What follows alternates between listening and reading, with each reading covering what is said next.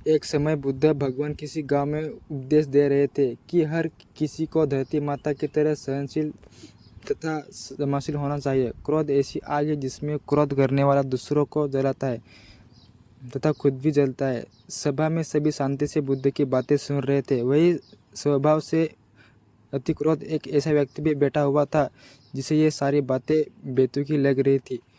वह कुछ देर यह सुनता रहा, फिर अचानक ही आग बबूला होकर बोलने लगा, तुम पाखंडी हो, बड़ी बड़ी बातें करना यही तुम्हारा काम है। तुम लोगों को भ्रमित कर रहे हो। तुम्हारी ये बातें आज के समय में कोई मायने नहीं रखती। ऐसे कोई कटु वचन सुनकर भी बुद्ध शांत रहे। उसकी बातों से ना तो वह दुखी हुए, ना ही कोई प्रतिक्रिया की। यह देखकर वह व्यक्ति और भी क्रोधित हो गया और उसने बुद्ध के मुंह पर थूक कर वहां से चला गया।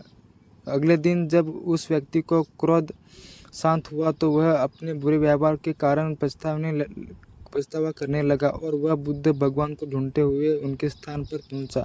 लेकिन बुद्ध नहीं मिले। वह अपने शिष्यों के साथ अन्य गांव के लिए निकल चुके थे।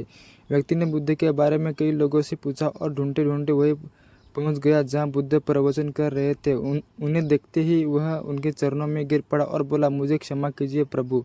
बुद्ध ने पूछा, कौन हो भाई, तुम्हें क्या हुआ है, क्यों क्षमा मांग रहे हो? उसने कहा, क्या आपने मुझे नहीं पहचाना? मैं वही हूँ जिसने कल आपके साथ बहुत बुरा व्यवहार किया था। मैं अपने कर्तृत्व पर शर्मिंदा हूँ। मेरे दुष्ट आचरण की क्षमा करने आपके पास आया हूँ। भगवान बुद्ध ने प्रेमपूर्वक कहा, बीता हुआ कल तो मैं ही छोड़कर आ गया हूँ और तुम अभी भी वही अटके हुए हो।